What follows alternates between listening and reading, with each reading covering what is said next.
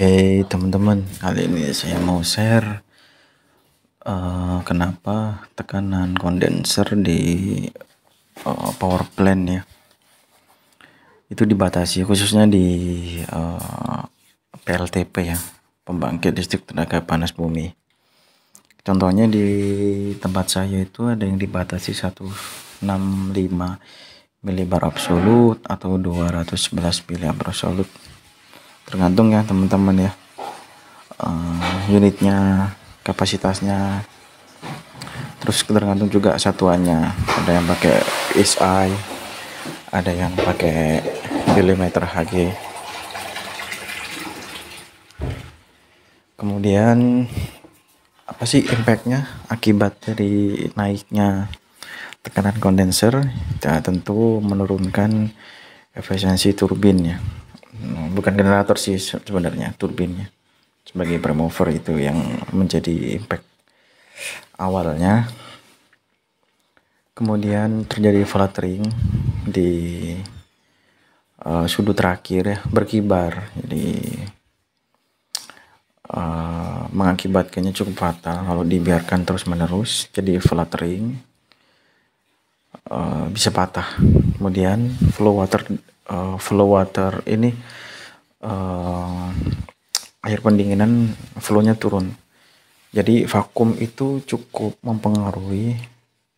Jadi gimana ya, timbal balik ya, ada jadi vakum itu juga bisa sebagai akibat, dan juga vakum itu juga sebagai penyebab.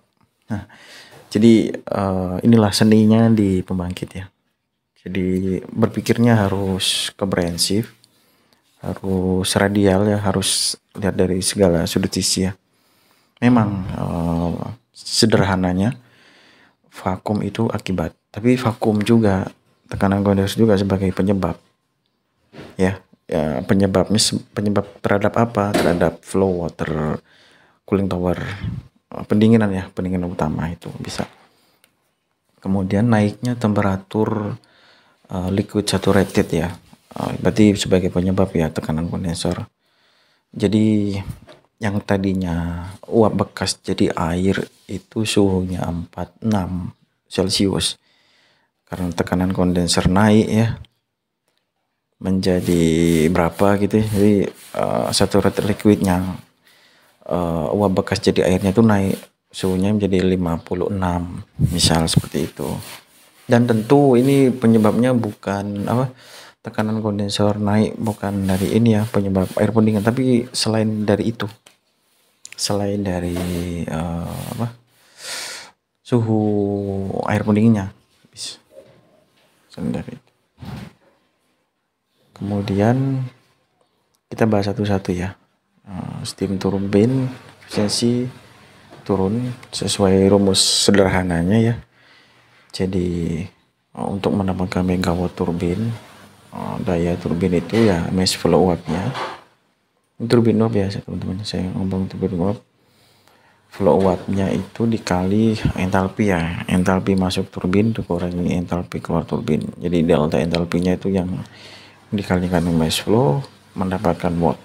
Satuannya tolong disesuaikan nanti, kalau watt itu ya joule per waktu, terserah teman-teman. Intinya perhatikan satuannya, karena di satuan itu bisa salah nanti di akhirnya. Salah satuan, perhitungannya bisa salah lagi, di sekarangnya ujungnya juga salah. Kemudian ini ada steam table teman-teman ya, contoh steam table. Jadi entalpi itu yang mana sih? Entalpi kan satuannya kan kilojoule per kilogram. Jadi pengertiannya itu berapa energi sih, joule energi ya, dari setiap berapa energi dari setiap massa fluidanya, bisa uap bisa gas ya. Jadi itu pengertian entalpi. Jadi satuannya adalah joule per massa. Jadi bukan aliran, jadi energi yang terkandung setiap massa gitu. Misal ya tekanan di tekanan di 270 kilopascal, itu entalpi uapnya berapa, misalnya ini uap ya, saturated water ini ya, entalpinya berapa ini nih, saturated vapornya ini ya 2700. Nah, nanti kalau udah exhaust dia berapa saturated liquidnya, turun sampai segini ya. Nah gini teman-teman, nah kira-kira seperti itu. Nah, ini saya jelaskan secara singkat aja ya, kalau mau belajar lebih dalam nanti tinggal komen saja. Kemudian yang kedua adalah fluttering-nya, last blade. Ini saya dapatkan di manual book ya. Jadi kenapa tidak boleh beroperasi di 169 170 ya. Jadi saya alarmnya pakai 165. Tapi kalau 170 juga itu, jadi alarm tuh ngambil yang sebelumnya ya. 160 165 tuh udah dianggap alarm. Jadi kita operasi tuh ya di bawah 169. Ya 160 kadang saya operasi di daerah situ, asal tidak 169 lebih ya. Karena sesuai manual booknya beda ya, beda unit, beda manual booknya. Jadi kalau dioperasikan tekanan kondensor lebih dari limitnya ya, itu terjadi fluttering ya, fluttering pada due to the risk of aerodynamic buffeting or fluttering, gitu. Jadi berkibar ya bahasa itunya, bahasa kamusnya itu berkibar, jadi sudu akhirnya itu bisa patah kalau dibiarkan terus menerus. Ini sudu akhir tuh ini teman-teman ya, ini sudu awal 2 3 4 5 ini sudah akhirnya tuh yang ini ya, yang bisa patah nanti. Kemudian flow water decrease, jadi di sini tekanan vakum kondensor sebagai penyebab ya. Jadi air yang menuju ke sini itu berkurang. Logikanya dari sini, kondensor kan juga menyedot ya, menyedot air yang dari cooled basin sini ya. Kalau semakin vakuman semakin bagus kan ya, sedotan airnya, aliran semakin kencang ya. Tapi kalau ini lemah ya, tekanan kondensornya naik atau vakumnya jelek ya, jadi ini melemah tarikannya, akhirnya aliran ke sini juga lemah, maka flow-nya turun gitu teman-teman ya. Jadi ini seninya di pembangkit. Jadi kita nggak bisa menjustifikasi tekanan kondensor bagus, tapi ini baik-baik saja, suhu cooled basin baik-baik saja ya. Kok maksud saya cooling towernya baik-baik saja, delta T-nya tuh masih ring yang diinginkan 18 derajat atau 20 derajat, masih aman. Padahal yang bermasalah itu selain dari cooling towernya ini tuh. Oke. Bisa komen teman-teman ya, bisa komen di bawah, kita bisa diskusi. Kemudian yang keempat itu tadi ya, kalau tekanan kondensor naik otomatis liquid saturatednya kan naik ya, uap bekas, jadi airnya kan temperaturnya naik ya. Tadinya itu dia di 46 segini kan, kemudian dia naik 56, maka bisa menumbuhkan ini pertumbuhan mikroba. Bisa dibayangkan kalau banyak mikroba di kondensor, semakin jelek. Jadi bertingkat ini, satu masalah menimbulkan masalah yang baru. Itu kompleksnya di pembangkit ya. Jadi benar-benar harus sebelum hanya mengoperasikan start stop, tapi behind dibalik semua eksekusi kita itu berdasarkan kompleks analisis yang cukup kompleks lah gitu ya, analisis yang cukup kompleks. Jadi nggak ngasal start stop atau apa gitu ya, karena satu masalah menimbulkan masalah yang lain. Seperti ini kan, tekanan kondensor naik, saturated liquidnya juga naik, jadi kandungan mikrobanya juga naik, otomatis nanti semakin kotor airnya ya, dibiarkan makin ke nanti nozzle-nya makin kotor, nozzle-nya nggak bisa spray akibat tersumbat karena mikroba dan seterusnya. Jadi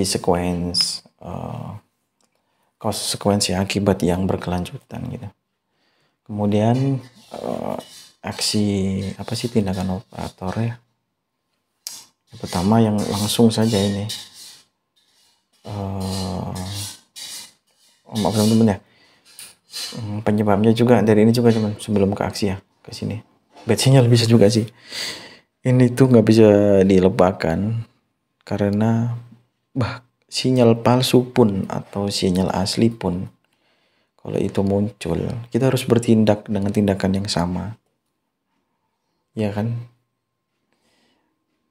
Karena gimana ya, mungkin kalau ada ini ya 2 out of 3 atau 3 out of 4 seperti itu. Nah, yang ditakutkan itu bad sinyal tiga-tiganya itu bisa mengakibatkan trip unit, padahal itu palsu. Jadi makanya tadi ada yang saya sebutkan adalah aliran air pendingin melambat itu jadi sebagai pembanding teman-teman. Jadi bisa lihat di tren tripnya itu apakah benar-benar dari kondisi tekanan kondensernya atau error dari instrumennya. Oke, paham ya maksud saya?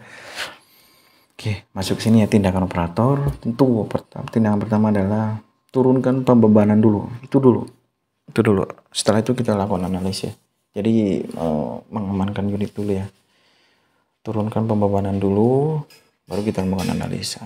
Jadi kemudian lakukan identifikasi dan investigasi penyebabnya.